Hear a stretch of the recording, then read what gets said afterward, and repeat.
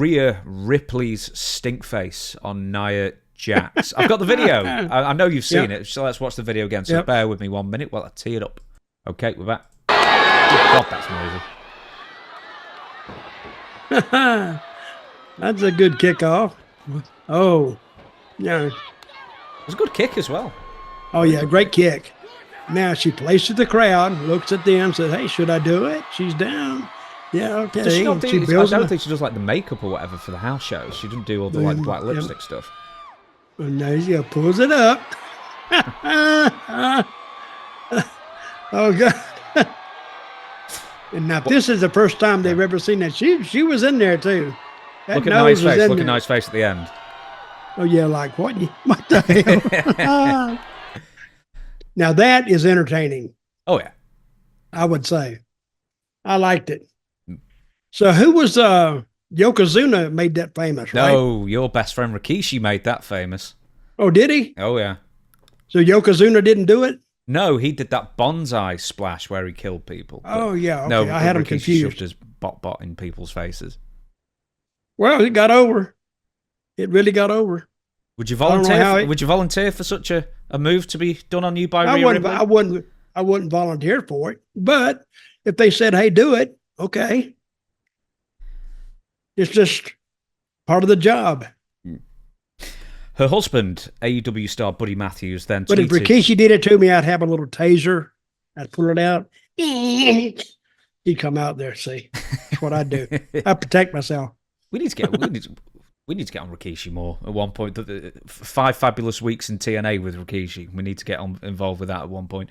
Her husband, Rhea Ripley's husband, Buddy Matthews, tweeted, or fiance, I can't remember if they're married or not, after the Stink Phase video came out that it was a weekly occurrence for him. So good for you, buddy. Good for you, buddy. We're sticking with Rhea Ripley. On Logan Paul's Impulsive podcast, Rhea Ripley named who she thinks are the best 4 women performers in WWE. She named Bianca Belair, Becky Lynch, Charlotte Flair, and herself as the top 4 women in WWE so far. Who would you say I don't want to say Mount Rushmore because that's for all time, but the current top 4 women in WWE that you have seen? Probably them, but this is before, what's the new girl, Jade? Cargill, yeah. I think that's before she really gets started, but she'll be in there too. You're looking for big things from Jade, aren't you? Well, she's big. Rhea's big. They're all pretty big girls, which is big is in now.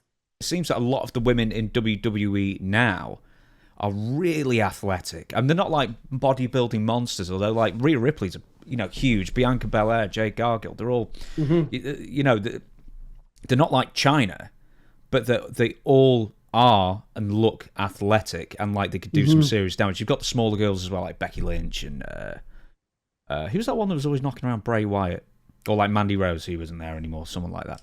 Alexa Bliss is who I was thinking of. But it's a far cry from, like the mid-2000s where we were talking about this recently with Johnny Laurinaitis just picking them out of a catalogue and, like your Kelly Kellys and just a bunch of nameless girls I can't even remember. I hate to say Ashley Mazzaro, that kind of thing, where they were, they aren't wrestlers. They don't look like they can do much of anything. But the current crop of women, Charlotte Flair's another one.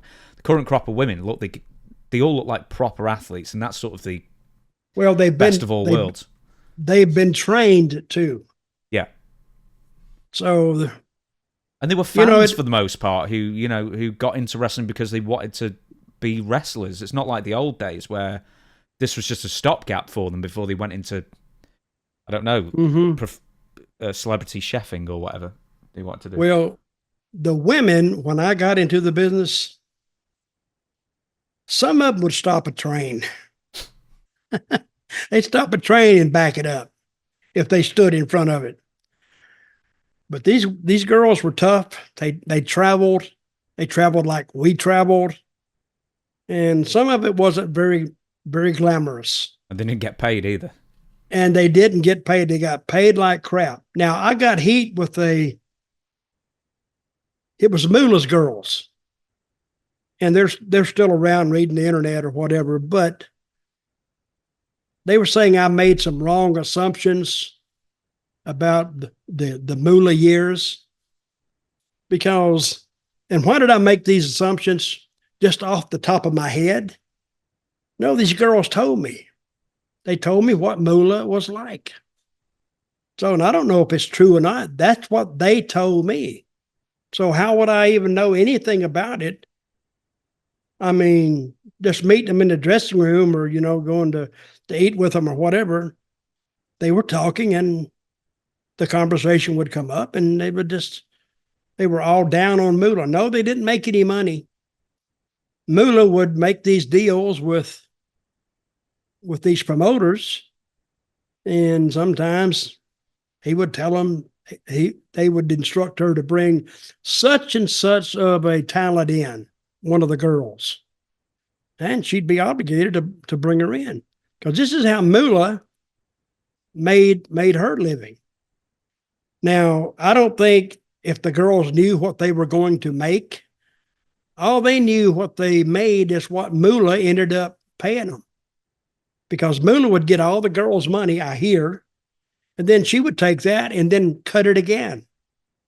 So, I don't know. I was trying to go over that in my head. I said, damn, this is hard working conditions for these girls. And you didn't have independent girl wrestlers then at all. You had Moolah, and that's if you wanted girls and you were in a territory, you were a booker, you'd have to be forced to go to Moolah. And so you go to her and she'd say, she would give you a price and you'd either agree to it or not. But Moolah, I think she was really, really hard on those girls, made them drive their own cars, didn't pay their gas, nothing. It was brutal. So, but I'm glad to see the girls doing good now. And you bring up the athletic girls. It's what it should have been the whole time. Yeah, absolutely. But you can't get been athletic. The models. It shouldn't have just been the freaks. Just people who can actually. Women's wrestling surely in the West, absolutely, it's got to be the best it's ever been. Mm-hmm. Yeah, and because they got to line up now. And if I'm not a fan of wrestling, and I look at the girls' lineup, just the lineup, just the pictures of them, that would interest me because they look like they belong, and they've trained. They know what to do, when to do it, because they've done it long enough now.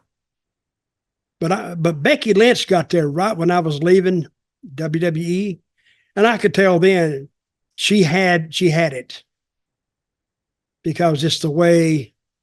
Sometimes it's not what they do in the ring; it's also what they do in presenting themselves outside the ring, and leave all the vent stuff out, but. The girl, she was wanting to learn the business, talking to the right guys, and she was moving and she didn't ruffle any feathers.